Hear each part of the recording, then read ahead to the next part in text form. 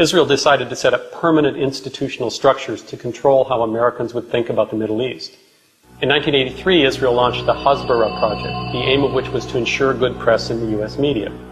The goal was to train Israeli diplomats in communications and public relations.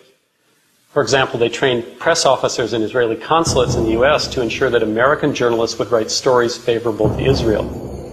As one of these press officers said in the 1980s, he had breakfast, lunch, and dinner with journalists, and that a typical day would involve conversations with producers at leading news and TV talk shows about the content of the program.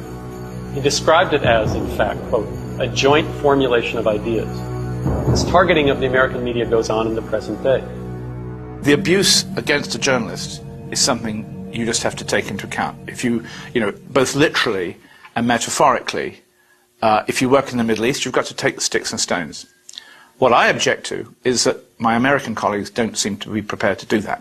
And even in Israel itself, you can find the main daily newspapers, like Haaretz, for example, provides coverage on the ground and analysis, some of which has views on the conflict that would be almost beyond the pale for an American journalist, say at the New York Times, to write. The main major television news networks and newspapers in the United States have long ago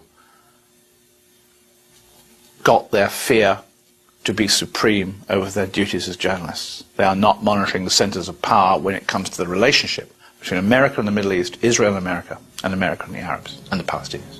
They will not ask the right questions, they will not report it using the correct words, they will not confront the reality, and they've given up. And I think once you acquire fear, it's very difficult to get